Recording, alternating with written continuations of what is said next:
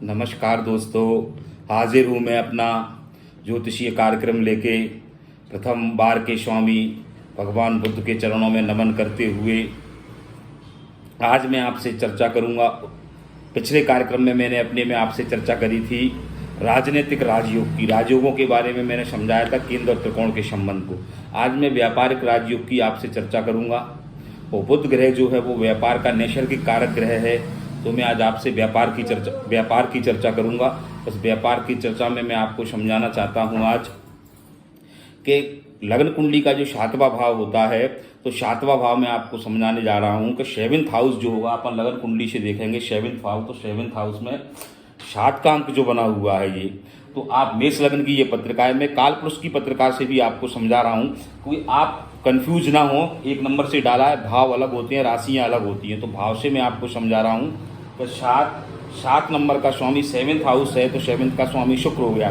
तो सबसे पहले हम कुंडली के अंदर जो पोजीशन देखेंगे वो शुक्र की देखेंगे। शुक्र की क्या स्थिति बनती है, केंद्र शुक्र की स्थिति मजबूत है, शुक्र उच्च का है, नीच का है, या शुक्र अपने ही घर में बैठा हुआ। नैसर्गिक कारक अपन बुध की जरूर चर्चा करेंगे, क्योंकि बुध व्यापार का ग्रह होता है, और जिसके व्यापार बड़े बड़े स्तर पर जिन लोगों के व्यापार फैलते हैं उनका देखा गया है कि बुध बहुत मजबूत स्थिति में रहता है। चाहे उसकी नवांश कुंडली में भी स्थिति देखेंगे बुध की, तो अपन अगर शुक्र और बुध की युति 7th हाउस में ही हो रही है अगर मेष लग्न की पत्रिका से, तो आप समझना निश्चित ही व्यापार का बहुत अच्छा योग है।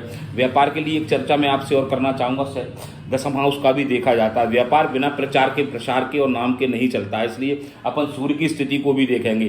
तो सूर्य की स्थिति को भी कुंडली के अंदर देखेंगे कि किस स्थिति में है, वो बलवान है या नैसर्गिक बलवान है या कमजोर है। थोड़ा अगर बलवान है तो उसके व्यापार का प्रचार भी होगा और व्यापार की बहुत अच्छी आगे बढ़ने की संभावनाएं बनेंगी। तो अपन 7th हाउस से व्यापार का करेंगे और नवांश कुंडली के भी 7th हाउस को देखेंगे, और नवांश कुंडली में भी बुध की स्थिति को देखेंगे।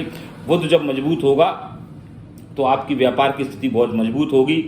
और इसी के साथ में आज को आपको व्यापारिक योग बताया है, और मैं अपने अगले कार्यक्रम में भी आपको थोड़ी व्यापार की चर्चा करूंगा।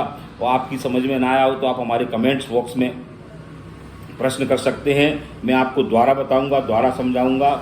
भगवान भोलेनाथ के चरणों में बारंबार प्रणाम करते हुए मैं अपने कार्यक्रम को विराम देता हूं।